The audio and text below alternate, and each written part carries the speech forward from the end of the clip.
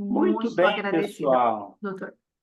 Sejam todos bem-vindos. Agora sim, fazendo a gravação, a Flávia já fez aí as apresentações e vamos começar aqui com esse tema tão importante para a psicanálise. Como a gente diz, é um tema bastante caro, um tema importante, que é um recorte sobre arquétipos, que é um tema do Jung, tá? Deixa eu só fazer uma mudança aqui na tela. Esse conteúdo ele vai ser gravado, então o que vocês forem falar, tá? Lembre que vai ser gravado e vai ser disponibilizado para os alunos.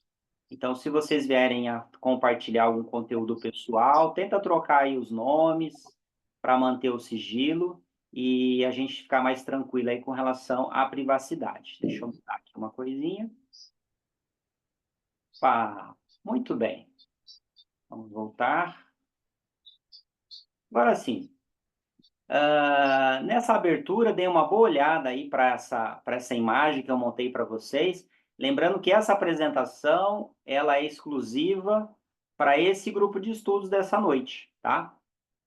Então, gostaria de acolher aqui os nomes.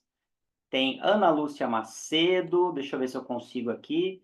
Vinícius Venâncio, seja bem-vindo, foram super pontuais. Roseli das Graças, Analice, Ana Rocha, a Lívia, a Daniela Valentino, Ana Lúcia Macedo, Cristiane, Gislaine, a doutora Rosana, a Bruna, o Abel Ribeiro, o Vitor Bortolotto, a Mayra, a Kátia, a Ana, a Anaísa. Muito bem, pessoal. Vamos começar aqui então. Qualquer dúvida que vocês for tendo, vocês podem abrir o microfone, fazer o questionamento.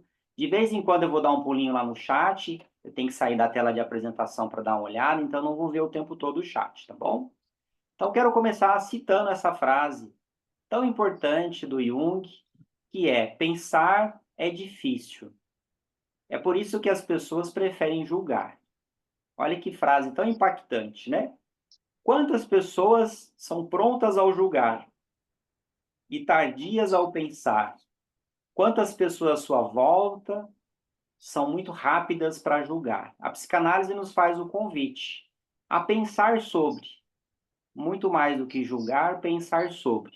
Então a gente começa com essa frase, eu vou avançar aqui para o próximo slide. A Ana Lúcia Macedo, que é a primeira que aparece para mim aqui na janelinha, se ela puder, faz um joinha na câmera, Ana Lúcia Macedo. Você está vendo aí o slide, esse slide da moça, esse slide rosa. Faz um joinha se você está conseguindo ver, por favor. Consegue ver? Ah, maravilha. Obrigado, viu? Sim, certinho. Não. Ok. Então, esse slide, ele vai falar do objetivo nosso nessa noite, tá? Vamos primeiro delimitar aí o que nós vamos fazer nessa noite. Nós vamos falar do psicoterapeuta, psicanalista, psicólogo, Carl Gustav Jung, e vamos falar mais especificamente sobre o tema arquétipos, tá? A nossa ideia aqui é apresentar o tema de uma forma bem resumida, porque a gente vai ter de 1 e meia apenas, e só despertar para o tema. A ideia aí é a gente despertar a curiosidade de vocês um pouco mais sobre Jung, tá? Então, é uma introdução ao tema, não é um fechamento, é como se fosse uma mini palestra, instigar vocês a pensar e pesquisar mais sobre esse tema e esse psicanalista, e vou tentar utilizar uma linguagem o mais clara possível e leiga, porque dentre os participantes dessa noite, alguns não são alunos, alguns são convidados. Então, a gente apresenta aí de uma forma o mais popular possível para ficar bem acessível a todos. E nesse slide 2, quero trazer mais uma frase para a gente ir abrindo para essa pessoa incrível que é Jung, que é o seguinte: quem olha para fora sonha, quem olha para dentro desperta. E novamente a psicanálise traz esse viés, né? Um olhar para a nossa subjetividade, um olhar para o despertar, para o pensar, um olhar muito mais do que o corpo, do que é visto pelos nossos olhos, do que é captado pela nossa audição, é um olhar em direção ao inconsciente. É esse o olhar da psicanálise, é um olhar investigativo para o nosso interior. Eu vou avançar para o slide 3.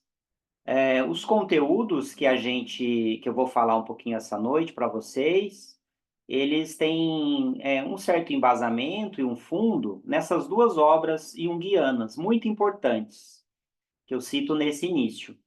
Uma é Os Arquétipos e o Inconsciente Coletivo, e o outro é O Homem e Seus Símbolos. Queria dizer para vocês que esses slides, depois, eu vou disponibilizar em PDF para vocês, no grupo de alunos. E para quem não é aluno, pode depois mandar um WhatsApp. No slide final, eu vou passar meu contato para que eu envie para vocês. Porque aqui vai ter citações, tá? Se a gente não conseguir trabalhar todos os slides, vai ter um conteúdo bônus extra também para vocês verem no slide depois. Então, vai ser disponibilizado para vocês, tá bom? Foi criado por mim, então é algo personalizado para esse momento que a gente vai dialogar aqui essa noite. Eu vou para o próximo slide agora. E nesse próximo slide, eu gostaria de falar um pouquinho, tá? De modo bem resumido, sintético, sobre o Jung. Foi um psiquiatra e psicoterapeuta suíço que viveu 86 anos, e ele foi o pai, o fundador do que nós chamamos de psicologia analítica. Foi fortemente influenciado pela teorização do Dr. Freud, e Dr. Freud chamava ele, inclusive, de meu filho, para vocês terem uma ideia de como que eles eram próximos, de como que ele era discípulo do Dr. Freud. Então, ele tem ali uma importância primordial nos nossos estudos psicanalíticos, na história da psicanálise. É chamado popularmente como analista místico. Por quê? Ele estudou as várias religiões, ele vem de um pai ele era de uma família judia, o pai pastor, a mãe espírita. Então ele se aprofundou muito nesse místico, do desconhecido das religiões e trouxe muitas contribuições, conforme vocês vão ver na apresentação aí que a gente vai trazendo aí nos próximos slides. Uma outra frase muito importante dele, que eu gosto muito, é: o ser humano fica vivo na medida que alimenta um desejo. Olha que importância a gente tem em ter sonhos. Nós, enquanto analistas, eu atendo pacientes todos os dias, a gente tem esse mote, né? A gente leva o nosso paciente a pensar e também a analisar os seus desejos, né? Aquelas pulsões de vida. O que mantém nós vivos? Seriam nossos sonhos? Então a gente vai alimentar esse desejo. O ser humano hoje em dia ele está muito desesperançoso, de modo geral. Talvez à sua volta você perceba isso. Falta aquele entusiasmo, aquele brilho no olho. As pessoas estão morrendo em vida. Então essa frase eu escolhi porque faz muito sentido para a contemporaneidade que nós estamos vivendo, né? Quanto que nós estamos alimentando o nosso próprio desejo, no caso, um desejo de vida, um desejo de conhecimento, um desejo de amar e ser amado. São o que nós chamamos na psicanálise de pulsões de vida. Então, por isso que eu escolhi essa frase tão emblemática para esse slide. Nesse próximo slide agora, eu quero trazer um pouquinho dos conceitos junguianos, um pequeno recorte, só para a gente ir pensando um pouquinho, que é o seguinte: Jung desenvolveu o teste VAT, que é um teste de associação livre de palavras, isso em 1904, e é utilizado até hoje para fazer diagnósticos psiquiátricos, tá? Esse teste é muito bacana para livre associação. Você pede para a pessoa, você cita uma palavra para a pessoa, tá? Nós chamamos isso aí de significante na psicanálise. E essa pessoa imediatamente ela traz a primeira coisa que vier à cabeça, que seria o significado no mundo simbólico daquele aparato mental dela.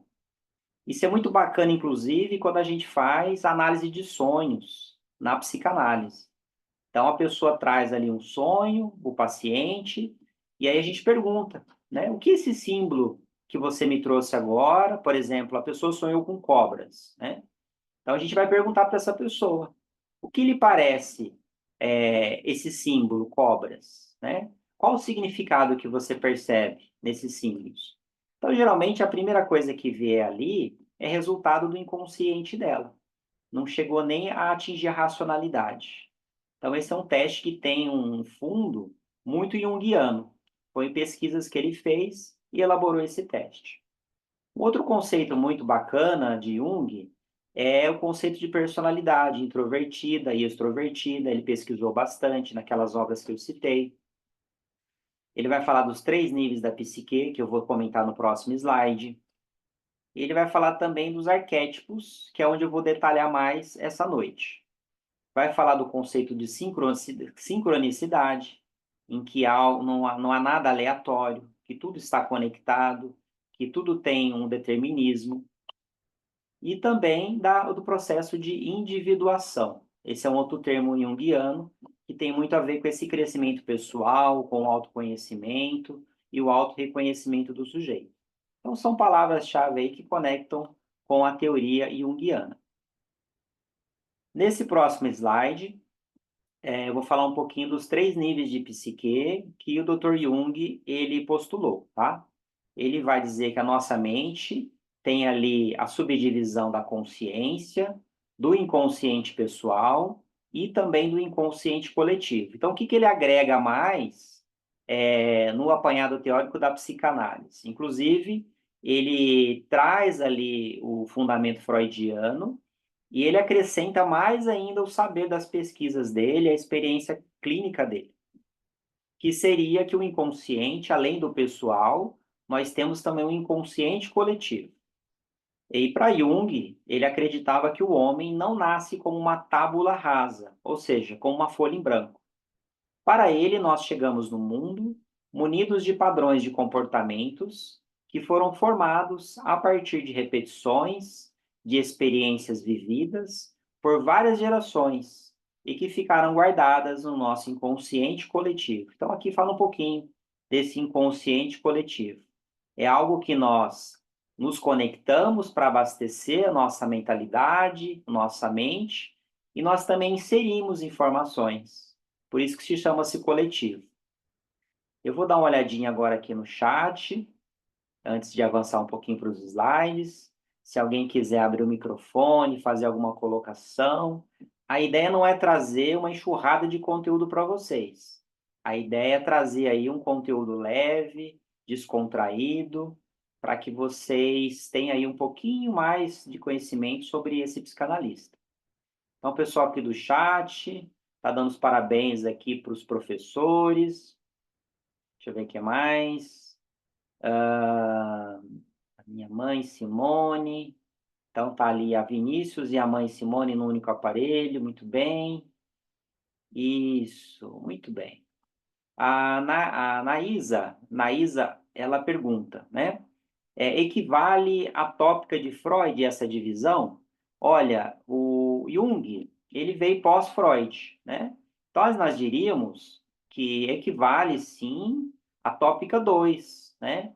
A tópica estrutural do Dr. Freud, e agora ele acrescenta o inconsciente coletivo também.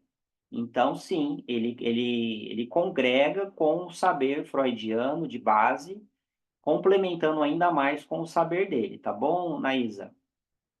Vou fechar o chat aqui, fiquem à vontade para escrever qualquer coisa e eu vou continuar aqui nos conteúdos. E vão prestando bastante atenção, vão tomando notas, que quanto mais relevância a gente tem, mais a mente de vocês vai absorver esse conteúdo, tá bom? E daqui a pouco eu vou pedir para vocês abrirem as câmeras, quero fazer perguntas para vocês também, vocês podem fazer pergunta aqui para o professor também. Nesse próximo slide, a gente vai entrar diretamente no que são os arquétipos, né? Que é o nosso tema central desse grupo de estudos, tá bom? E para falarmos de arquétipos junguianos, a gente vai ter que falar um pouquinho do conceito de imago, um conceito muito importante para a psicanálise também. Então, eu vou começar o próximo slide falando desse conceito que vem antes do conceito do arquétipo, que é o imago, tá? A conceituação de imago, ela começou através de um escritor suíço, que é o Karl Spitler, quando ele publicou exatamente um romance com esse mesmo nome, que é o Imago. E esse romance, ele teve um sucesso muito importante na comunidade psicanalítica daquela época. Então, daí veio o termo dessa obra. O autor contava nessa obra a história de um poeta que inventava para si uma mulher imaginária. Daí vem esse mago. Esse mago é o representante imaginário, tá? Esse termo imago. Conforme os seus desejos, para fazê-lo ocupar em suas fantasias e devaneios o lugar da burguesia bastante real e muito conformista, a quem ele amava com um amor infeliz. Como é comum a muitos autores, eles projetam ali nas suas obras a sua própria vida, a sua própria história, o seu próprio inconsciente, o seu próprio imaginário, tá? Então, esse mago para a psicanálise é aquelas figuras objetais e imaginárias que nós lidamos, tá? Então, nós falamos, por exemplo, sobre as figuras objetais do pai, da mãe, né? Então, a isso nós temos como sinônimo a palavra imago, tá? Então, esse imago do pai, essa representação imaginária, como a pessoa vê o pai na mente dela, como essa pessoa, ela faz uma leitura da mãe imaginária na mente dela, e não como realmente a mãe é, mas como ela imagina. Então, veio dessa obra tão importante aí desse escritor suíço, esse termo base da psicanálise, bom? E sabendo o que é imago, agora eu trago para vocês exatamente, deixa eu verificar aqui, uma ampliação um pouquinho mais desse conteúdo que esse termo, ele foi derivado do latim, que significa imagem, e a Jung se apropriou desse termo, né, após ler aquela obra, e isso em 1912. E utilizou esse termo para designar uma representação inconsciente através da qual um sujeito designa a imagem que tem de seus pais. Então, Jung pegou aquela representação que aquele escritor tinha de uma mulher imaginária, traz para a psicanálise agora como uma representação ampliada, ou seja, agora já representa os pais, tá? E avançando um pouquinho mais, e aí Jung cunhou a noção de imago, imago paterna ou materna, a partir da leitura daquele romance. Bom, então, daí que vem a palavra arquétipos. Muito bem. Agora eu vou trazer para vocês algumas informações que eu tirei como base dessa obra que está aí à direita, que é o Dicionário da Psicanálise, da Elizabeth Rodinesco, uma psicanalista muito famosa e muito influente na psicanálise. Então, o que ela conceitua como a questão de arquétipo? Em 1919, Jung elaborou a noção de arquétipo proveniente da noção de imago. E aí define uma forma pré-existente, ou seja, arquétipo, como uma forma pré-existente no inconsciente que determina o psiquismo e provoca uma representação simbólica que aparece nos sonhos, na arte ou na religião. Então percebam que esse arquétipo, essa imago, é um conteúdo inconsciente e em seguida tem essa representação simbólica que vai aparecer inclusive nos sonhos. E agora, antes de entregar muito aí conteúdo e a gente não discorrer um pouquinho, afinal, o nosso objetivo aqui é a gente pensar um pouco também. Eu gostaria de convidar aí quem pudesse abrir as câmeras para eu ver um pouquinho os rostinhos de vocês, que só o professor ficar falando, sem a interação, fica um pouquinho vago. Tá Então, bom. fiquem à vontade. A doutora Rosana abriu aqui a câmera. Eu vou aproveitar e vou aqui, o Abel também abriu. Muito bem, obrigado aí. Olha, apareceram mais participantes aí, a Ana Rocha, o Eli Marcos, a Zenilda, a Daniela, a Luste, a Berna. Olha quantas pessoas estão aqui no chat com a gente. Eu gostaria de tomar a liberdade de perguntar para a doutora Rosana uma pergunta conectando com esse saber que a gente acabou de ver agora, Se ela puder, pode abrir o microfone, sinta-se à vontade para falar. E eu tô chamando ela como primeiro lugar porque ela é aluna do Instituto, ela é online, ela é lá de Minas Gerais, tem um conhecimento incrível, tem uma personalidade ímpar. Então, vou começar por ela, alguém que eu conheço um pouquinho, né? Doutora Rosana, queria lhe perguntar o seguinte. Os pacientes, geralmente, eles vêm ali com a imago do pai ou a imago da mãe, ou seja, uma representação muito distorcida da realidade. E ao conversar com os nossos pacientes, a gente vai percebendo que aquele mundo simbólico do paciente construiu uma imago com um recorte muito real desse pai ou dessa mãe desse paciente. E como que eu consigo saber e levar esse paciente a representar melhor, de modo mais realístico, essa imagem do pai ou da mãe que ele tem? Porque ele chega falando mal do pai, ele chega mal falando mal da mãe. Gente, a coisa mais comum é o paciente trazer para análise aquela imagem do pai ausente, aquela imagem da mãe que não deu carinho. E isso aconteceu realmente. Porém, o paciente ele vai trazer ali o recorte que lhe é favorável.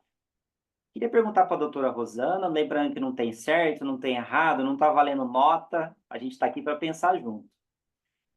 Como que eu levo esse paciente a ter uma visão mais ampla e realística dessa imagem do pai e da mãe dele, uma representação simbólica mais real, doutora? Pode abrir o microfone. Isso, fica à vontade, Difícil, viu? né? Não, isso é verdade mesmo. Às vezes eles entram assim, criticando, falando mal mesmo. Aí eu pergunto para o paciente o que me dê 3 defeitos do seu pai, 3 defeitos da sua mãe. Eu pergunto isso. Aí ele está falando dele. Aí você percebe que o paciente fala dele, e você percebe que tem uma inveja muito grande, na verdade, né? Que os pais conseguiram vencer e ele não. Então, alguém tem que ser culpado pelo não vencimento dele, pelos problemas dele, pelas dores dele. E é mais fácil culpar o pai e a mãe, porque estes nunca vão responder, nunca vão prejudicá-lo. Porque pai e mãe amam muito, né? Os filhos. Então, eles não querem, assim, não vão prejudicá-los. Então, é mais fácil, é como se fosse a parte mais frágil. Os pais são os mais frágeis para aquele ataque. Então, é esse que eu vejo. Então, de certa, aí eles falam a imagem deles com relação ao pai. Muito bem, doutor. Tá vendo como que ela fala bonito, pessoal?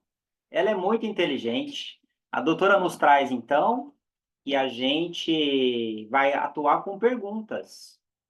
A gente vai atuar com perguntas abertas. A psicanálise, ela não trabalha com aconselhamento, a gente não dá comandos para o paciente fazer alguma coisa.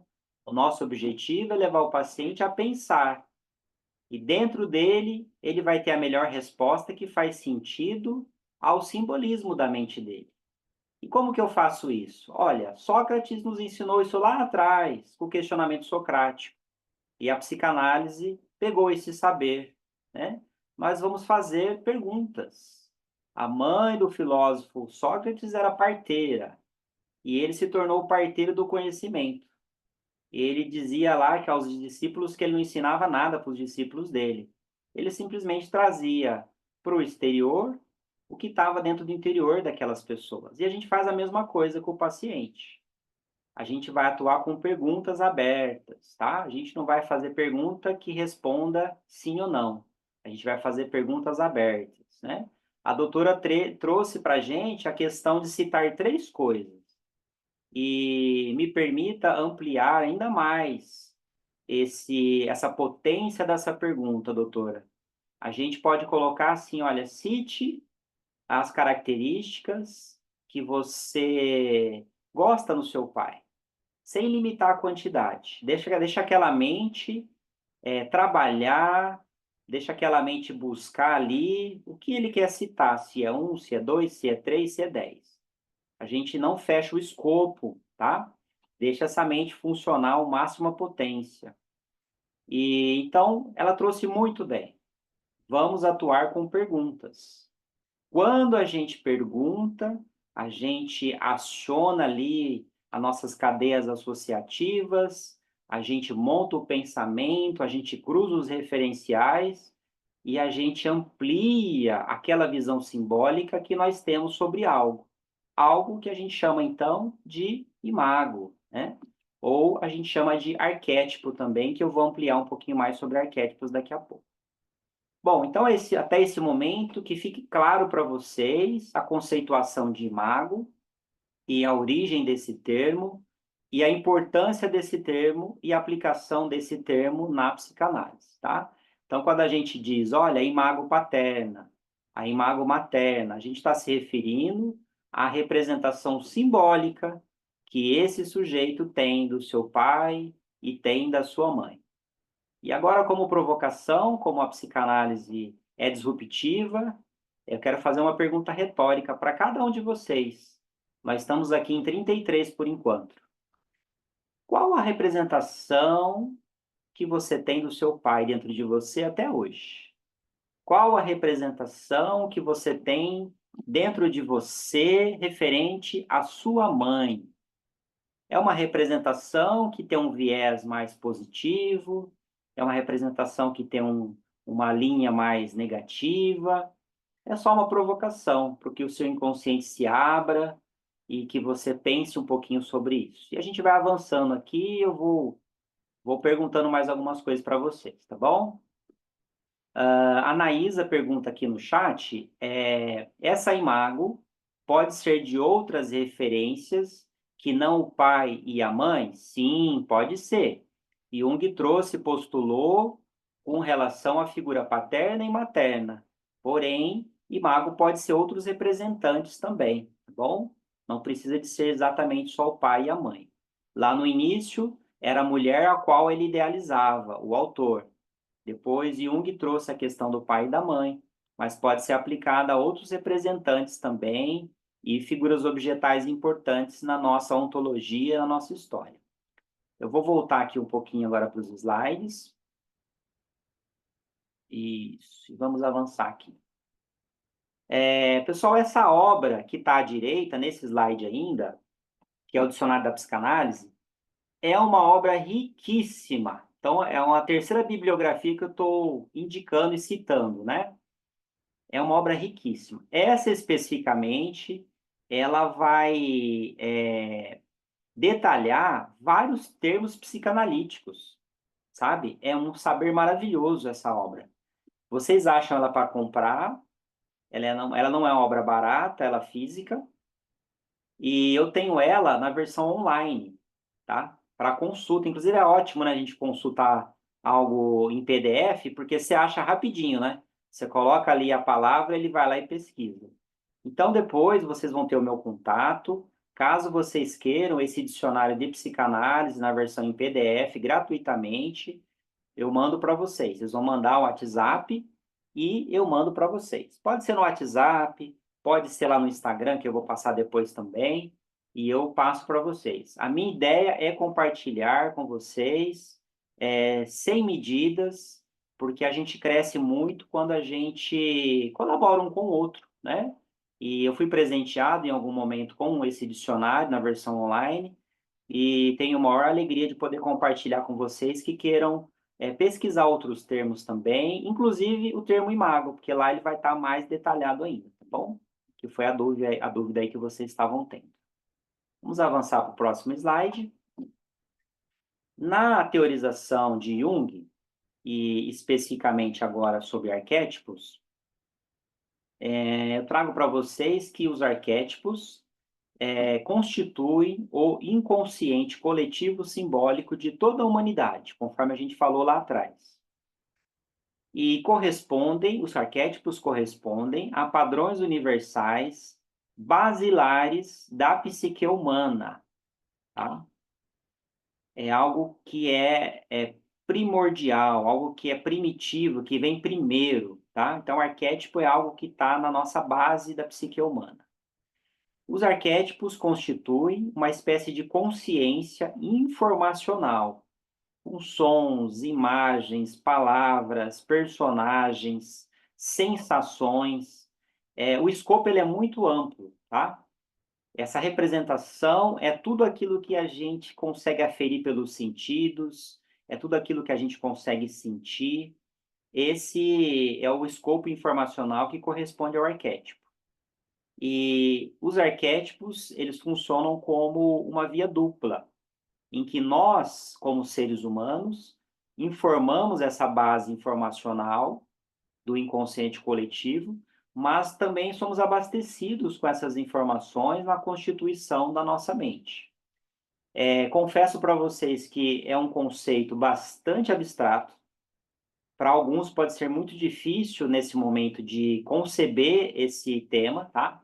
Porém, se permitam avançar cada vez mais. Pode parecer meio místico, meio estranho, diferente, mas é algo que quanto mais vocês conhecerem, mais vocês vão entenderem o funcionamento da mente humana, vão se entenderem também. Então, se permita, nesse momento, segurar a angústia da curiosidade, do não saber, do compreender na totalidade, e porque é um conceito muito, muito relevante, tá bom?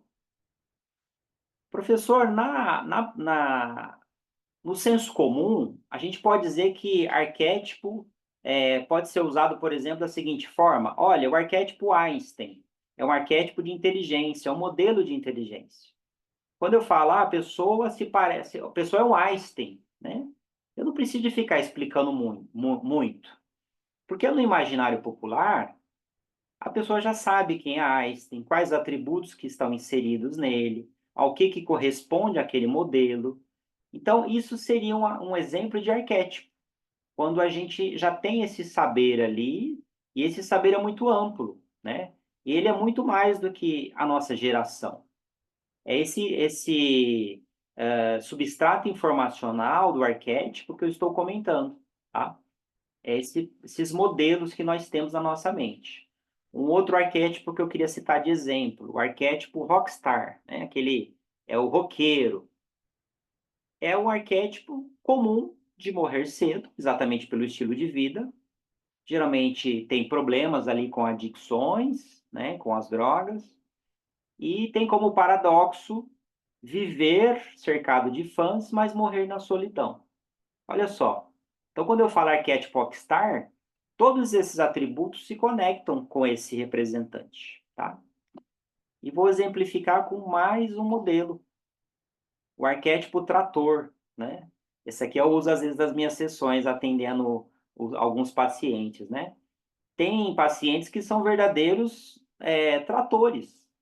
Em que sentido? Olha, um arquétipo de força. É aquele paciente que quer carregar tudo, carregar todos, quer resolver tudo. É aquela pessoa que ela fala assim, não, você não está fazendo bem feito, deixa que eu faço, né? Puxa, meu marido não dá conta de nada, eu tenho que fazer tudo, né? É aquela pessoa que é muito demandada, geralmente ela está sobrecarregada pelas demandas da vida, né? Mas aí tem aquele desafio, né, que eu falo para os pacientes. Olha, o trator ele é muito realizador, é um modelo de força, mas ele não serve para passear.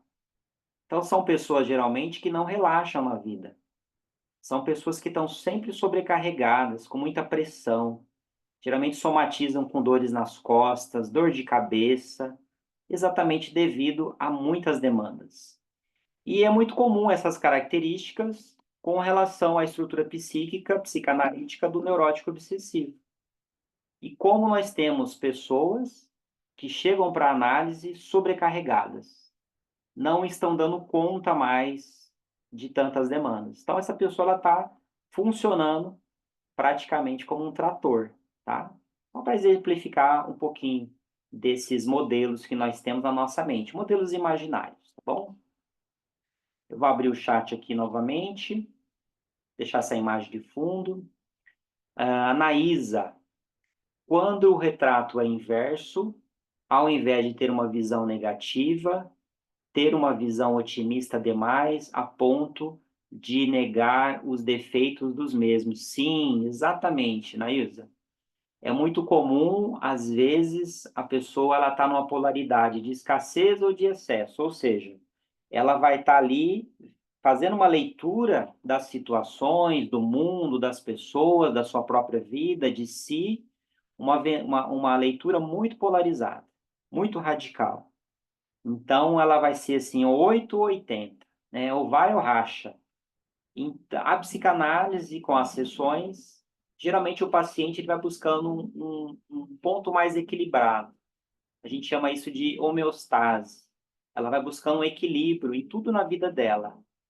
Então, ela deixa de ser aquela pessoa trator, ela se permite relaxar um pouco, ela permite delegar tarefas, ela permite que o outros tenha as suas particularidades e dificuldades e ela consegue conviver com isso, né, com a lentidão às vezes do outro.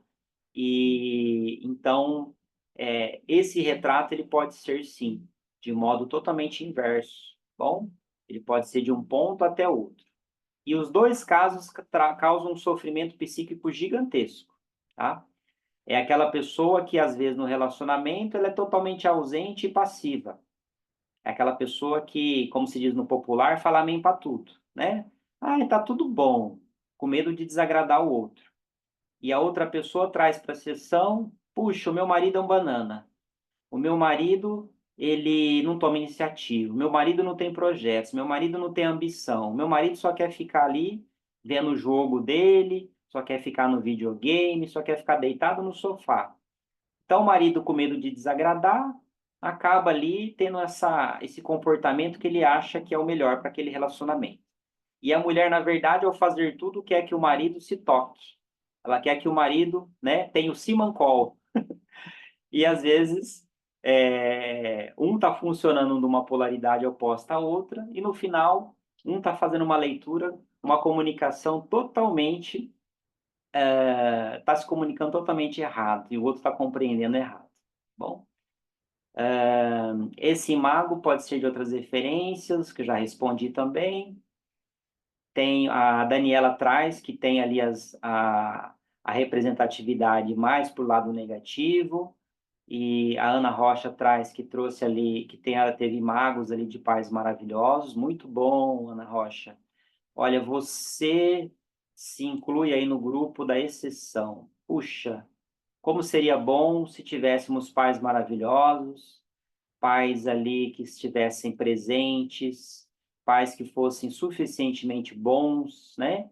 Sem ser muito bonzinho, sem ser muito austero, ser muito punitivo, pais equilibrados. Isso ajudaria muito no desenvolvimento de adultos saudáveis. A Lívia traz o arquétipo trator, eu chamo de Mulher Maravilha. Isso mesmo, Lívia. Exatamente. No caso da mulher, a gente pode aplicar esse termo, né? A Mulher Maravilha. E como está tendo mulheres na modernidade com esse arquétipo da Mulher Maravilha? Está tendo demais. E elas estão sobrecarregadas, tentando dar conta de tantos papéis sociais, né? E lá no seu íntimo elas estão assim, exauridas de energia, de força, porque elas estão tentando ali ajudar todos, mas no final elas estão se sentindo, provavelmente, sozinhas e querendo ser ajudadas. E aí vem a análise que nos ajuda tanto nessas questões, a essas pessoas que estão sendo mulheres maravilha e fazem de tudo dentro e fora do lar. Isso mesmo. Parabéns, Lívia, por lembrar esse arquétipo aí. O Abel levantou a mão. Fique à vontade, Abel, para abrir aí o seu microfone e tem a palavra, tá bom? Olá, boa noite. Tudo bem, professor? Boa noite, Abel. Seja bem-vindo. Obrigado. Viu? Achei interessante esses itens e sobre o trator. Eu já fui trator, centralizador e já fui perfeccionista também. E eu corrigi isso aí. Quando eu fui trator, centralizador no trabalho, trabalhei muito, eu cheguei até a adoecer. E também era perfeccionista, então corrigir isso aí é muito importante. Agora, sobre o rockstar, o roqueiro, também achei importante porque muitos morreram bem jovens, com 27 anos, muito jovens, né? E assim, eu, quando era mais jovem, eu não gostava de música clássica. Eu até tirava um sarro dentro do carro de um amigo quando tocava música clássica.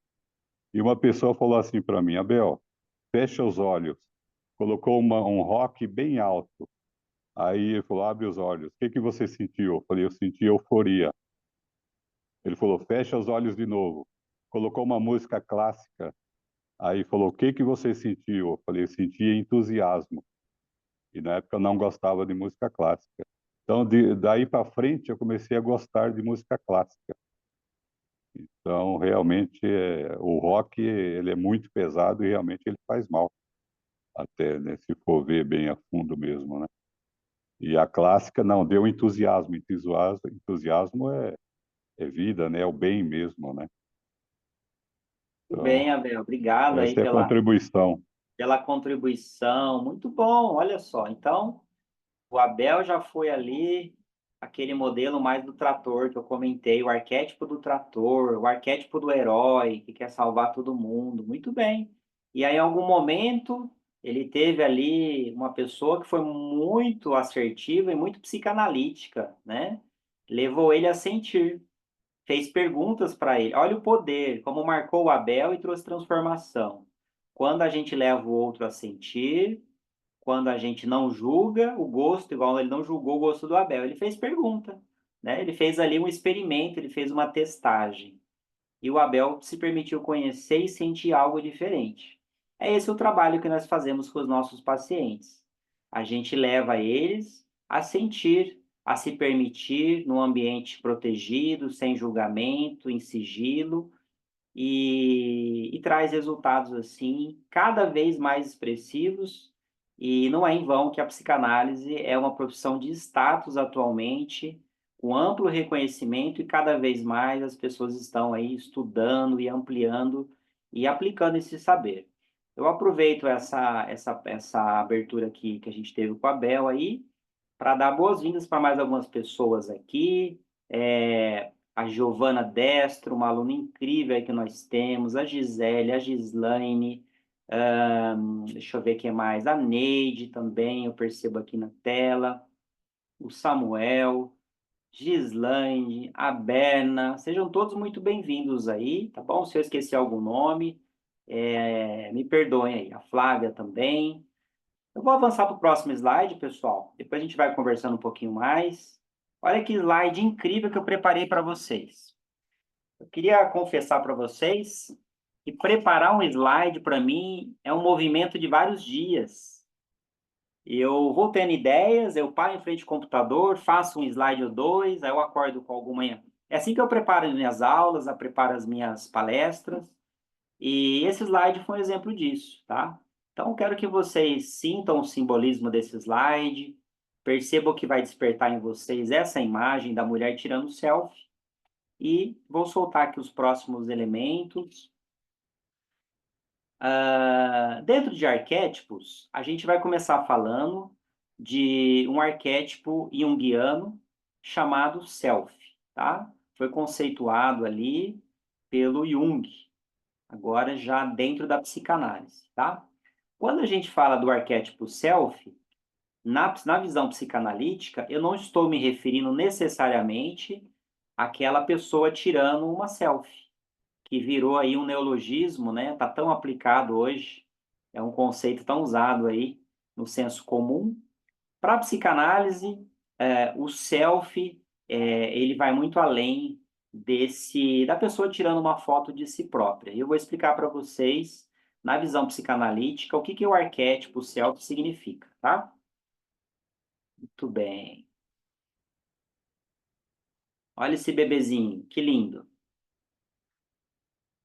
Na teorização junguiana, o arquétipo self, ele vai estar declarando algo que é inato, ou seja, algo que nasce com o ser humano. É algo que está fazendo parte da forja, da essência daquela personalidade. Diríamos para vocês que vai talvez até além do nascimento. Eu acredito que esse arquétipo self e esse temperamento, ele aparece até dentro do útero materno. Quem aí é mãe, talvez vai se conectar com isso, né? Principalmente quem é mãe. Sabe aquele bebezinho que na barriguinha é mais calmo? Aquele bebezinho que se mexe mais, Pois é, ali está demonstrando já um pouquinho do temperamento. Aquele serzinho magnífico nem veio ao mundo ainda. E dentro da barriguinha da mãe, ele já está demonstrando um pouquinho desse aspecto da personalidade, que seria esse self, tá? Então está presente ali até durante a gestação do bebê. Self como a ideia, é um conceito abstrato, né? De ser o princípio organizador de toda a psique humana. Olha como é importante para a psicanálise o self, esse princípio de base, né? O self tem a função de buscar o conhecimento, o aperfeiçoamento, o perfeccionismo, a melhoria, né? E nós nascemos com essa pulsão de vida, essa pulsão de crescer, de desenvolver, de descobrir o novo, né? Então, o bebezinho dentro da barriguinha da mãe, ele tem bebezinho que já chupa o dedo. Tem bebezinho que já está descobrindo ali, ele se movimenta, todas aquelas sensações ali, ele já sente. E vou além, a psicoembriologia hoje, ela nos traz que o bebê sente as sensações da mãe. Ou seja, esse self está sendo forjado a partir das experiências da mãe. As vivências que a mãe está passando, esse bebê está constituindo o self dele. Cada vez que a mãe sente algo, o bebê também está sentindo no self dele. E metaforizando esse desejo de conhecimento, de aperfeiçoamento, de descoberta, a gente tem ali o menininho chupando o dedo. É uma descoberta, né? Ele está na fase da oralidade, está introjetando ali a descoberta do mundo pela boca. Sabe aqueles bebezinhos que levam tudo à boca? Pois é o self operando ali e buscando o conhecimento, a novidade. E a partir desse self vai ser formado o ego, tá? O ego como centro da consciência. O ego, ele vem principalmente ali da forja, da educação dos pais. Essa forma, ela é formatada principalmente a partir dos pais, tá? E então, arquétipo primário, self. Arquétipo, um outro arquétipo que deriva do self, né? O self significa si próprio, seria o ego, que eu vou falar também para vocês daqui a pouquinho, tá? Deixa eu dar uma olhadinha aqui no próximo slide. Pronto. Olha que slide bonito que eu preparei para vocês. Falando ainda do self, né? O self é o si mesmo, arquétipo central, pertence ali ao inconsciente coletivo. Nós temos aí uma representação que o Jung fez sobre os arquétipos e o funcionamento ali da mente, né? Então vejam que nós temos ali o nível da consciência em cima, que seria ali onde está inserido mais o ego. Depois nós temos na área central o arquétipo ali do self, né? Que é a essência da personalidade. Depois, na parte mais abaixo, nós temos o inconsciente coletivo, que se conecta aí com o inconsciente humano, esse lado mais profundo da mente, tá bom? Que é o nosso mundo interior, que funciona pelo princípio, né, do prazer. E lá em cima, na consciência, o nosso ego conectado com o mundo exterior, funcionando pelo princípio da realidade. Bom, e avançando mais um pouquinho, o self, ele agrega o conjunto dos processos conscientes e inconscientes que acontecem na nossa mente. A totalidade desses processos, inicialmente, nós chamamos ali de self. Bom, eu vou abrir aqui o chat, eu vejo que temos aqui a Rosana, traz para a gente que a mudança de comportamento da mãe com alimentação, a aversão ou fazer alguma coisa diferente, a criança sem si mesmo, né? Ou seja, traz ali toda uma interpolação, uma interação, o que a mãe passa, a criança sente, e e o que a criança se move na barriga, a mãe também fica ali angustiada, fica preocupada ou fica alegre. E a criança percebe essa sensação, tá bom? O Samuel Oliveira está trazendo que não aparece o slide para ele. Mais alguém não está aparecendo o slide ou somente o Samuel, por gentileza? Se puder escrever no chat ou falar no microfone, eu agradeço, tá bom?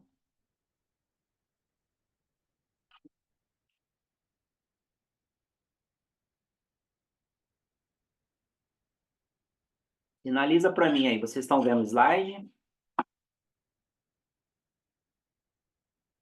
Ah, maravilha. Samuel, tenta sair da... A Naisa diz para o Samuel para passar para o lado, né? Qualquer coisa sai da chamada e entra novamente para ver se aparece, Samuel. De qualquer modo, depois vai ser enviado para o grupo de alunos esses slides na totalidade para vocês, tá bom? Eu vou avançar para esse próximo slide, dar uma boa olhada nele, a moça fazendo ali o sinal. E vamos falar um pouquinho desse slide. O arquétipo self ainda, eu posso dividir inicialmente como o verdadeiro self, tá? Que é aquele que expressa a natureza singular do indivíduo, e a gente pode perceber isso nessa imagem, e quando a pessoa, ela relata ali que ela está de bem com a vida, né? Que ela está de acordo ali com o propósito de vida dela, com a missão dela, ela se sente ali equilibrada, conectada, sente um bem-estar incrível na vida. Então, você percebe que essa pessoa, ela está sintonizada com o self verdadeiro dela, né? Ela está indo de encontro com os valores dela, tá? Então, a gente chama isso de o verdadeiro self ou self verdadeiro. É um outro termo psicanalítico que a gente usa, tá bom? E em contraponto ao self verdadeiro, nós temos o falso self. É uma outra subdivisão que fazemos sobre o self. O falso self, ele expressa o lado do indivíduo em que ele aprendeu sobre as pressões e intrusões externas, ou seja, todas aquelas ameaças, as frustrações, as dificuldades, abandonos, traições, injustiças, levam ele a feridas emocionais, criando provavelmente um falso self, tá? Que é aquele lado do indivíduo que é um lado mais como um mecanismo de defesa, tá? É um lado que ele dá conta para viver utilizando esse falso self.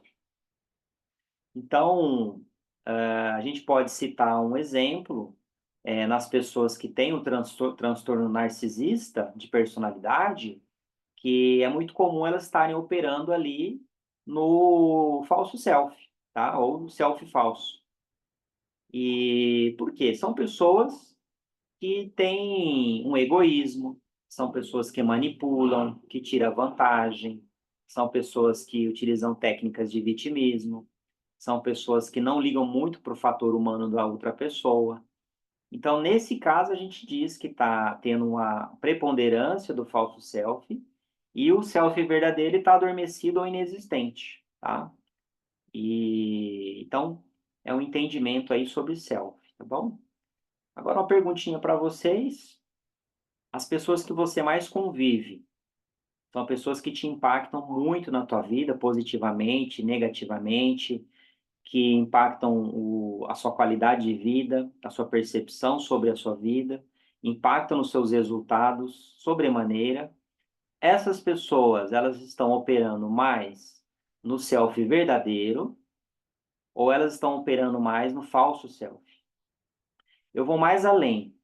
Você, de modo geral, majoritariamente, durante o dia, por exemplo, você está operando mais no falso self, né, com bem-estar, uma sensação de plenitude, uma sensação de que está cumprindo o seu propósito de vida, de que está se conectando com os outros, que está agregando ao coletivo, ou você opera na maior parte do tempo no falso self, em que tem que utilizar técnicas como vitimização, manipulação, mentiras, e como que você tem operado na maior parte do tempo?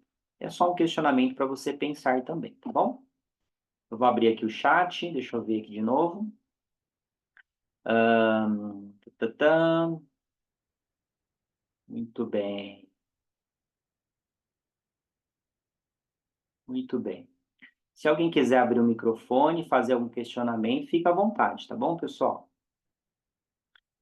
Deixa eu ver aqui como que está o nosso tempo. Olha, o nosso tempo deu 1 hora agora, que é o tempo regular do grupo de estudos, tá bom?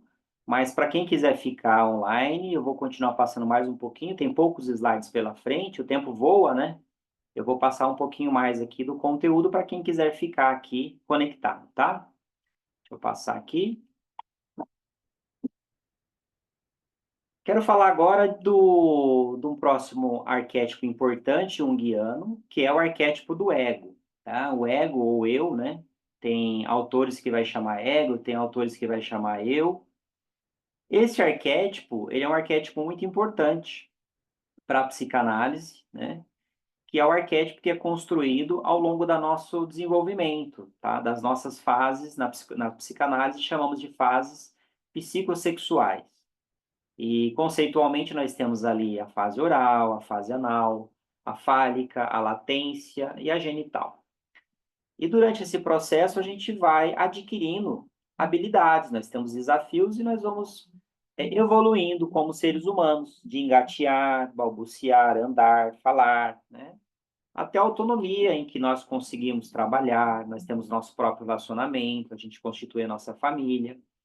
Então, o nosso ego ele vai tendo uma evolução. E a forja desse ego, esse modelo, ele vem inicialmente dos nossos pais. Então, quer conhecer geralmente os pais, você olha para os filhos. Quem é professor percebe muito isso, né?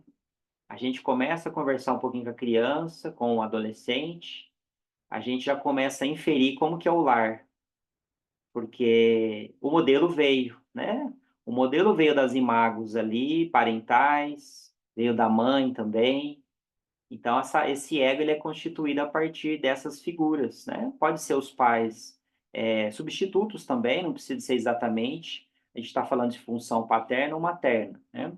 Então, pode ter sido criado por uma avó, não tem problema. Esse ego foi constituído de alguma forma, tá? E sobre o ego, a gente tem que a infância formativa da subjetividade, em que os pais transmitem a concepção de mundo, e esses referenciais que constituem essa identidade, né? O ego como essa identidade do sujeito, de nosso paciente. Bom, sobre o ego ainda, ele vai se sobrepondo gradualmente ao self. Essa é a evolução do arquétipo no desenvolvimento humano. E inicia com os próprios pais em função de processos de socialização. Então, esse ego primeiro vem dos pais, que são nossas relações primárias, o nosso núcleo familiar, e em seguida vai passando, né? Depois tem ali a creche, depois tem a escolinha, depois tem a escola, tem os amigos, e vai se formando esse ego.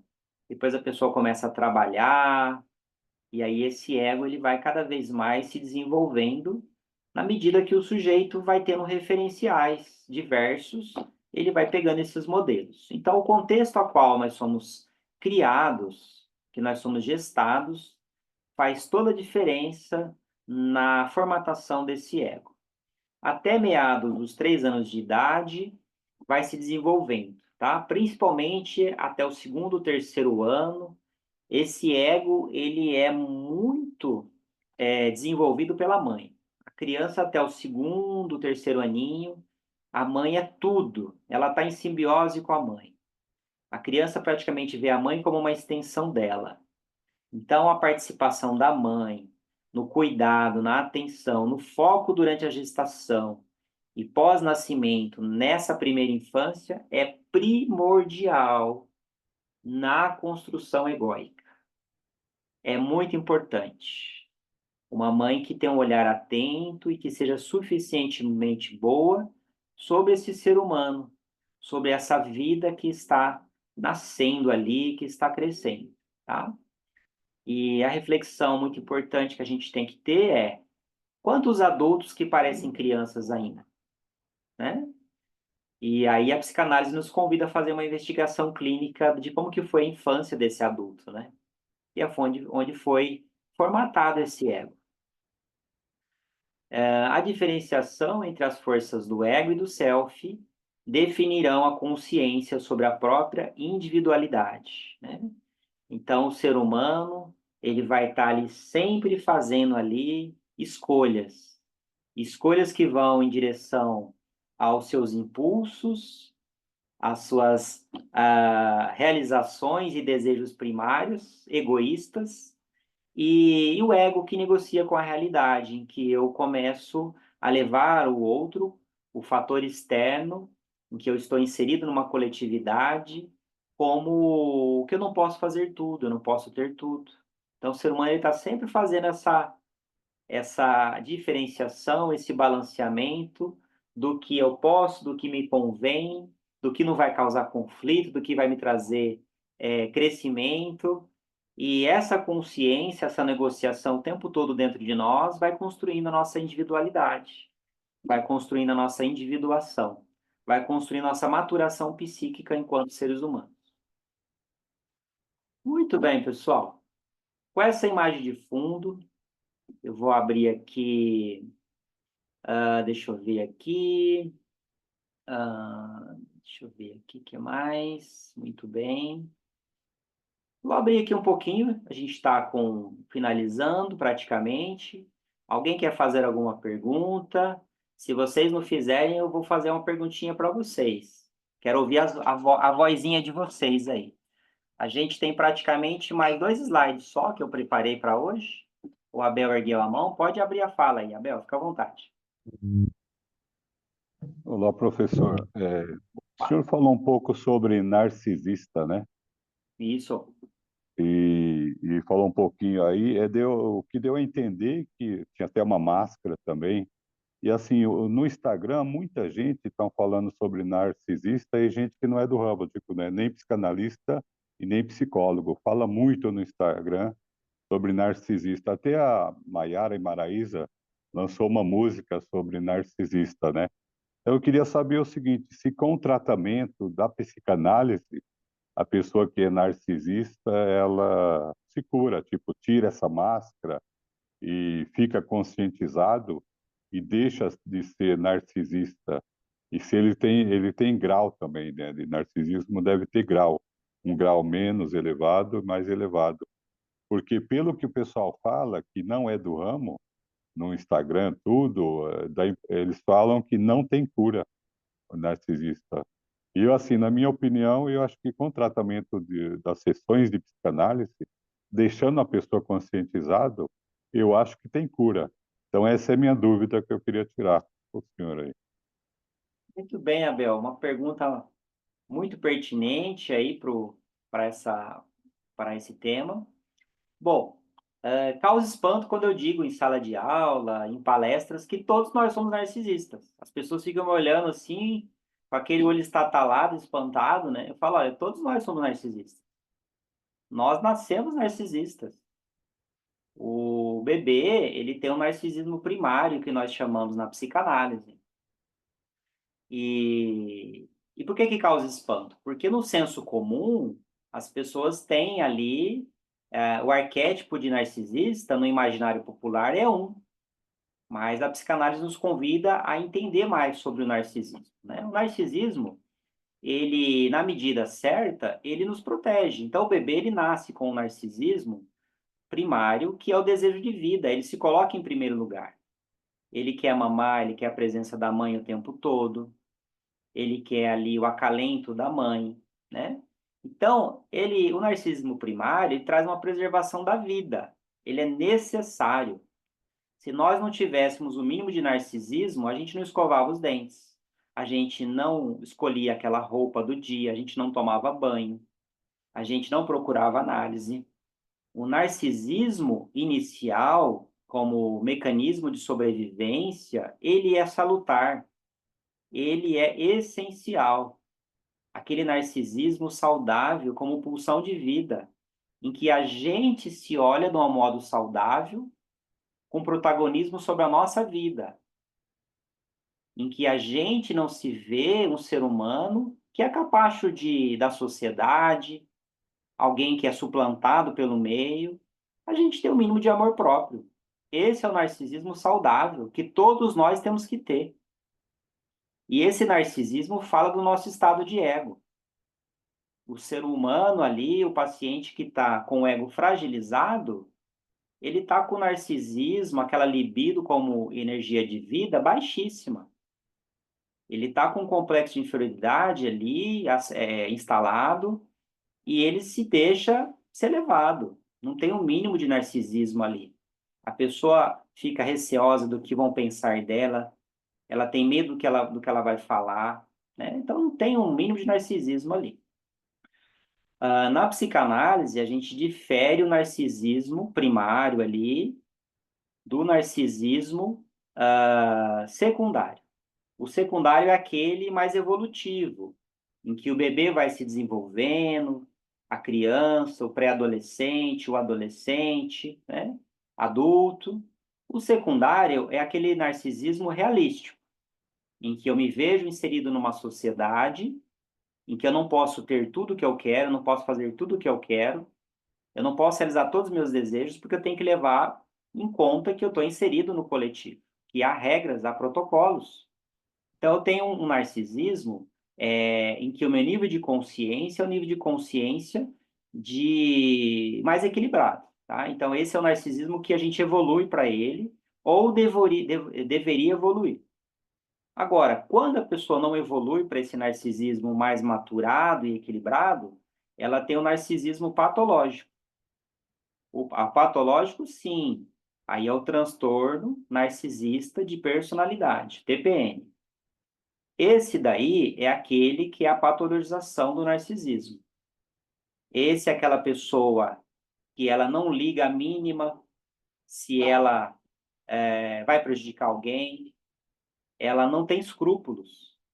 E ela justifica ainda as ações dela dizendo, o outro é trouxa, o outro deu bandeira, o outro é bobo, né? E justifica ainda.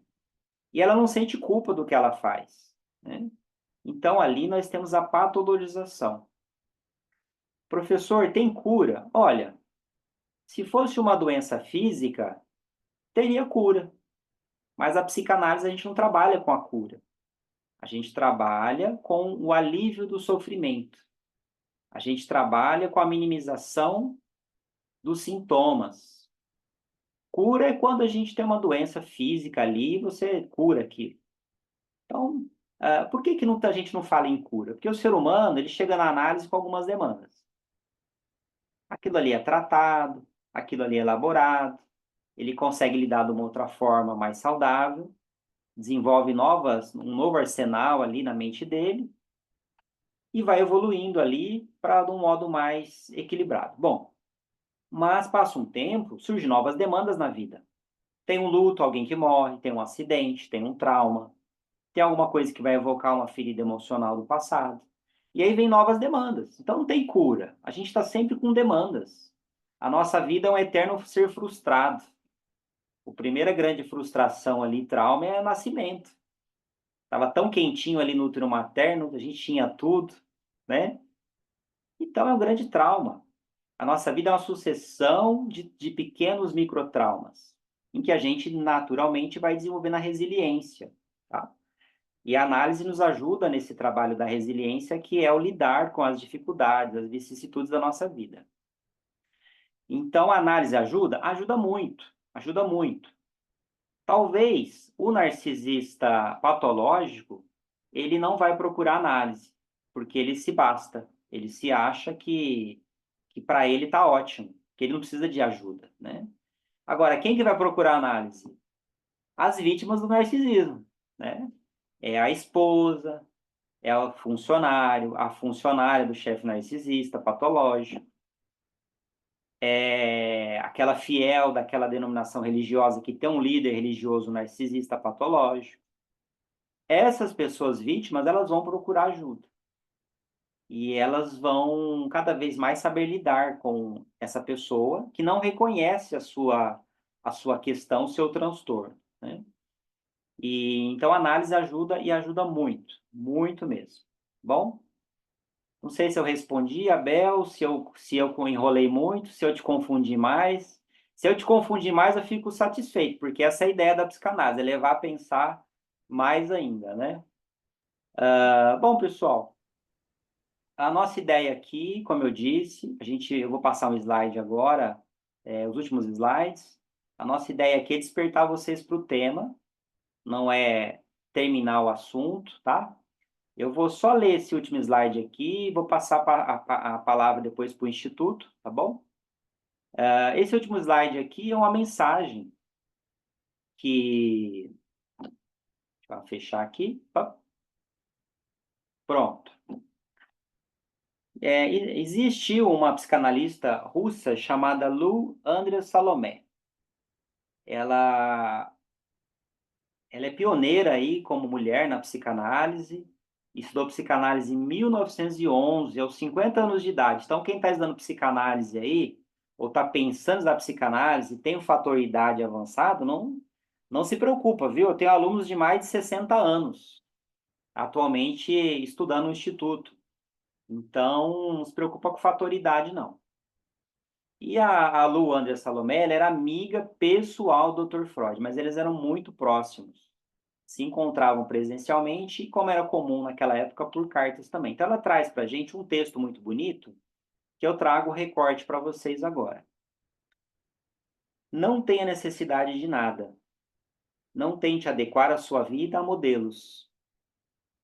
Nem queira você mesmo ser um modelo para alguém e ninguém. Ouse. Ouse tudo. Seja na vida o que você é. Aconteça o que acontecer. Não defenda nenhum princípio, mas algo de bem mais maravilhoso. Algo que está em nós e que queima como o fogo da vida.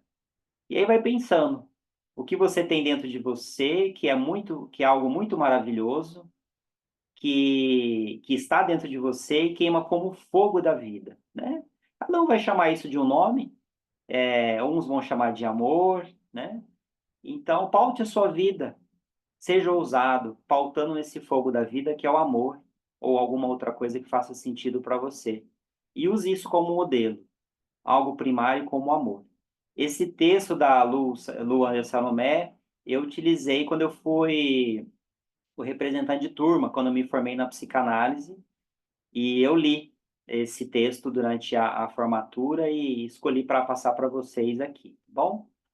E nesse slide final, eu queria instigar vocês, quem não é aluno ainda e está pensando em estudar psicanálise, a procurar o Instituto Lacerda. Tem vários alunos aí, dentre nós, e esse saber que eu passei para vocês é um pequeno recorte do que nós ensinamos no módulo de teoria psicanalítica junguiana e também no módulo de interpretação de sonhos junguiana, tá bom? Cada módulo desse tem de 6 a 12 horas, nós falamos desse assunto. Então, vocês imaginam a amplitude que nós temos sobre esse tema, tá bom? O Instituto Lacerda, ele tem esses cursos, tanto na versão presencial como online também.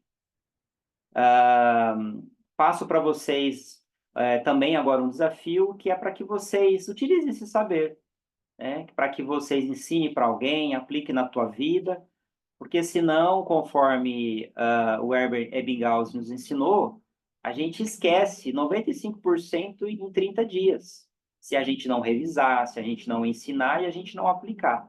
Então, faça desse saber algo que tenha relevância na tua vida, porque senão você vai esquecer o que nós falamos aqui durante esse tempinho, tá bom?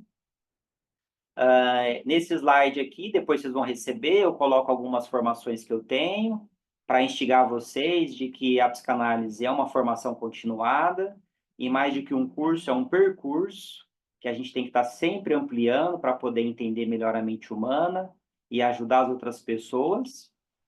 E deixo aqui, humildemente, os meus contatos para que, se fizer sentido para vocês, pode mandar mensagem, pode adicionar ali para poder ver mais conteúdos, receber novos conteúdos também, e me coloca à disposição para quem gosta desse tema e queira saber um pouquinho mais, tá? E finalizo com a frase do Dr. Jung, o psicanalista: conheça todas as teorias, domine todas as técnicas, mas ao tocar uma alma humana, seja apenas outra alma humana. É uma lição de amor, né? Eu vou agora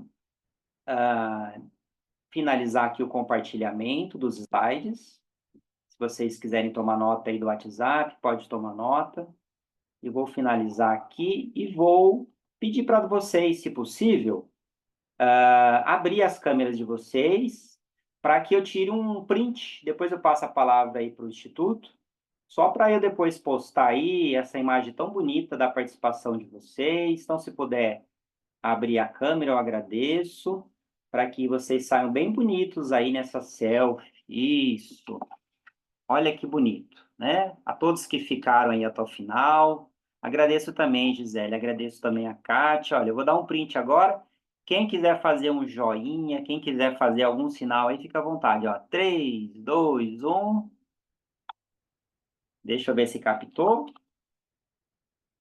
Depois eu vou postar e vocês podem ir lá curtir, pode compartilhar, pode divulgar também. Muito bem, deu tudo certo. O Instituto, a Lacerda, deixa eu ver aqui, a Flávia. Vai lá, Flávia, fique à vontade, viu? Primeiro, gostaria de agradecer a todos, né, por dedicar esse tempo ao aprendizado, ao conhecimento rico. Parabéns, professor Adriano. Obrigado, Uma Flávia. honra tê-lo conosco, com seu Eu que conhecimento, agradeço. né? É muito rico. Como Obrigado. alguns sabem, eu sou apaixonada por Jung, então realmente eu gosto muito da teoria psicanalítica, da visão dele, ainda mais quando ele fala sobre a individuação do ser humano, que é uma coisa rica, que é tudo que você disse, né? Quanto mais conhecemos nós, conhecemos o outro, né? Então, eu agradeço. É uma honra, realmente, mais uma vez, tê-lo conosco, tanto conhecimento.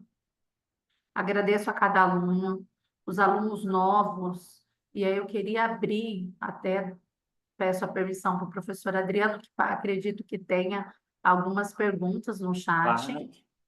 dentro daquilo que você trouxe para respostas, e abrir, no caso, dúvidas, porque tem muitos alunos novos, professor Adriano, no nosso meio, que muitas vezes têm dúvida da plataforma, de como, algumas dúvidas de como funciona, algumas dúvidas dentro da primeira instância de Freud, ou às vezes até dentro da segunda, porque está começando agora. Então, eu queria abrir esse momento para vocês, não só os alunos novos, tá, gente? Todos.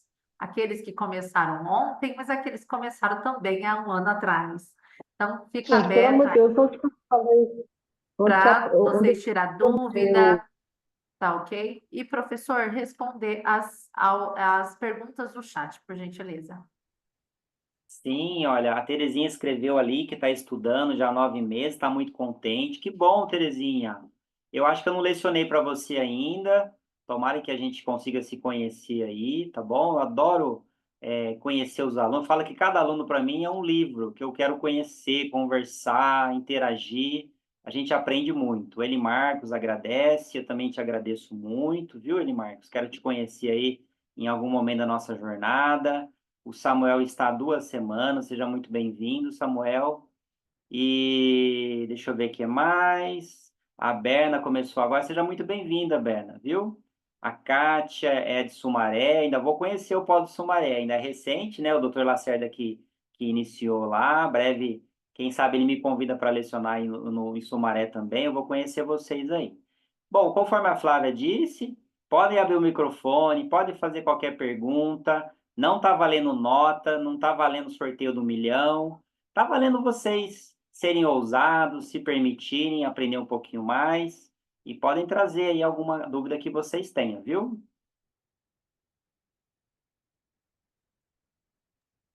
Professor, vou trazer uma perguntinha aqui.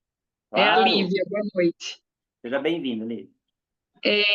Sobre o transtorno patológico do narcisismo, ele ocorre lá na fase da castração, no complexo de Édipo, que ele começa a brotar ali? o narcisismo, né? Olha, Da forma patológica, né? Não, não na questão assim, nós temos o traço do narcisismo em nós, como você explicou, né? Até como uma questão de sobrevivência, né? Do olhar para si mesmo, o bebê chorando, reclamando, pedindo colo, ou troque minha fralda, tô com fome. Começa tudo ali, né? Esse impulso do narcisismo na pulsão de viver, né? perfeito. Isso mesmo, Lívia. Mas Olha, aí Lívia, o transtorno patológico acontece nessa fase ali da castração, vamos dizer, entre aspas, mal feita ou falha. olha, muito bem, Lívia. Deixa eu mudar aqui a tela. A Lívia faz uma pergunta maravilhosa. Você é estudante do Instituto há quanto tempo, Lívia? Eu estou há 1 ano e 9 meses, agora em dezembro conclui 24 meses. Maravilha. Olha, pelo nível da sua pergunta, eu já chutei que você era estudante do Instituto, porque a sua pergunta é muito boa. Olha só. Durante toda a educação, a criação daquele bebê, daquela criança, principalmente, né? Que já vai tendo aquele ego um pouquinho mais desenvolvido, ela vai tendo as frustrações, né? O que são aquelas frustrações? É o pai falar, olha, não faz isso, não faz aquilo, não bota o dedinho na tomada, não leva isso à boca, né? Então, a frustração, ela é uma constante, ela é necessária, ela é saudável no desenvolvimento do ego do ser humano. Agora, o grande desafio é você regular e como aplicar essa frustração e essa castração simbólica, né? Então, para quem não é da psicanálise, quando a gente fala de castração na psicanálise, está falando dessa frustração, dessa negativa, o pai e a mãe não atender a demanda daquela criança da forma que ela quer. E a mãe já faz isso com o bebê, né? Não dá para a mãe ficar com o bebê o tempo todo no colo, não dá para amamentar o bebê o tempo todo. E o bebê, o que ele quer? Ele quer a mãe o tempo todo. Ele não quer que a mãe saia de perto do berço, ele vai chorar, né? Ele vai querer peito o tempo todo. Por quê? Porque o ser humano, ele anseia isso, né? Esse amor, essa integralidade. Então, isso vai ocorrer desde quando é bebezinho. O desafio da mãe. A mãe estar bem, né? A mãe ter o que nós chamamos de função alfa. A mãe ser continente, a mãe ter a capacidade de reverie, são todos termos psicanalíticos, bionianos, de ser suficientemente boa para atender na medida certa esse bebê, depois dessa criança, depois desse adolescente. É um desafio muito grande. A mãe tem que estar no equilíbrio o melhor possível para conseguir fazer essa leitura. Porque se ela errar, ela vai castrar muito. Ela vai ser muito ali rígida, muito austera. Se ela for muito permissiva, ela vai atender muito e ela vai criar uma espécie de reizinho bebê. Aquela pessoa que tem o atendimento na sua integralidade. Então, Lívia, eu penso que é uma equação muito complexa. E essa equação ela passa pelo lado das figuras objetais ali, principalmente a mãe no início, e também passa pelo sujeito, pelo filho, pela filha. Por quê? Imagina que a mãe, ela atende na integralidade as demandas daquele bebê. Puxa, às vezes a mãe tem um mecanismo psíquico de compensação de que ela tem que dar tudo para aquele bebê. Por quê? Porque provavelmente às vezes ela foi criada com escassez. Não tinha atenção de carinho, de amor e tudo mais. Então agora ela quer ter o filho dela, ela quer entregar tudo. E achando que ela está acertando, ela está criando o quê? Ela está criando ali um potencial narcisista. Por quê? Um reizinho bebê, que nós chamamos, né? Aquela pessoa tem tudo, o tempo todo, na hora que ela quer, do jeito que ela quer. E aí, esse reizinho bebê, ele percebe que, às vezes, essa mãe, ela tem ali uma necessidade de que o bebê se alegre quando ela leva o peito, que ela está perto. E o bebê percebe isso, que o bebê também é manipulador. Ele percebe que se ele faz uma birrinha, se ele faz um gesto, a mãe atende ele mais rápido. Então ele aprende a manipular, que é bem a tônica do narcisista, né? Esse é um ingrediente da equação. Uma mãe que atende demais, uma mãe que não é suficientemente boa para perceber que o bebê ele precisa de um certo afastamento, na medida certa. Ele pode mamar, mas não o tempo todo. Que a mãe não pode ficar o tempo todo ali perto do bercinho. Que ele chora um pouquinho, a mãe não pode já atender assim que chora. Deixa chorar um pouquinho, depois atende. Que isso ele vai aprendendo que não é tudo ao tempo dele, que o outro existe, que o outro tem uma vida. Então esse é, é um item da equação. Um outro item, um sujeito, um bebê, uma criança que está inserido num lar, que ele percebe que há manipulação. Então ele é treinado desde cedo, né? A mãe fala assim, olha, pede com jeitinho para o seu pai, um exemplo. Pede com jeitinho para o seu pai, faz aquela carinha, né? Então ele vai sendo treinado que se ele souber afinar a técnica, ele consegue tudo o que ele quer. Aquelas crianças que faz muita birra e a mãe cede em algum momento. Pais separados aí, a criança bota um pai contra o outro. Olha o volume de coisas que podem acontecer, né? E um outro fator, que é o fator o seguinte: tem alguns sujeitos que eles têm um ego, que é um ego que ele não aceita a introjeção da lei. O que isso significa? É aquele sujeito que ele vai se inserindo no que nós chamamos de estrutura perversa. Que a perversão tem muita conexão com o narcisismo. Por que perversão? Porque ele perverte o comum, né? A gente não fala normalidade na psicanálise, a gente perverte o comum. O comum é o que se aplica à maioria, né? Então, para ele, as regras não se aplicam muito bem. Ele não aceita a lei. Às vezes, antigamente, batia bastante quando era permitido, né? Botava de castigo, mas aquele ser humano ele não aceita, ele se revolta mais ainda. Existem personalidades assim. Personalidades muito conflituosas, ela não aceita a castração simbólica.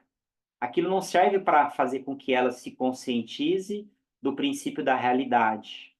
Não cria um superego, né? E sim um ser humano que vai se norteando mais por uma estrutura da perversão, que seria a patologização e o narcisismo, tá? Ou seja, é uma equação muito ampla. Tá bom, Lívia? Não sei se eu respondi, eu te confundi mais e baguncei mais ainda. Deixa eu ver aqui. Ana Lúcia, boa noite também. Muito obrigado pela sua participação, Ana Lúcia. Está gostando das aulas? Que bom. O vocabulário é bem diferente do que nós conhecemos, é isso? Mas qualquer dúvida também, você pode ir perguntando, tá, Ana Lúcia? Que a gente vai explicando uma forma mais, assim, objetiva e fácil possível, tá? Se possível, posteriormente, fazer uma aula sobre o anexo inconsciente constante na aula 2. Seria maravilhoso, alguns trechos são complexos de interpretar. Muito bem, Naísa. Eu vou te dar uma sugestão. Escreve para o Instituto, passa essa pauta para o Instituto, que o Instituto pode utilizar essa pauta para que nós, professores, montemos uma apresentação objetivamente sobre esse tema que você traz, tá bom? E a gente faz, sim, com todo prazer e carinho para vocês. Ok? Alguém mais quer trazer mais alguma pergunta? Alguém aí quer fazer alguma colaboração? Não? Deixa eu ver aqui. Ok, então, pessoal, vou finalizando, agradecendo aí bastante a participação de vocês, tá? E agradeço aí os vários rostinhos que apareceram na câmera. Eu passei o meu contato aí no chat também para vocês, para quem tiver alguma questão, bom? Eu sou professor do Instituto, eu faço análise também, atendimento de pacientes, além de alunos, e faço pequenas palestras, e estou aí inserido nesse universo aí da saúde mental, sou hipnólogo também, e convido aí quem não é aluno, se quiser conhecer o Instituto, vir para uma aula presencial, vai ser um prazer aí ter vocês na minha aula para a gente conhecer um pouquinho mais da psicanálise, bem? Um grande abraço para vocês, uma ótima noite. Deixa eu aqui fazer aqui a pausa da gravação. E obrigado também, Nedi. Um grande abraço, pessoal. Uma ótima noite, viu?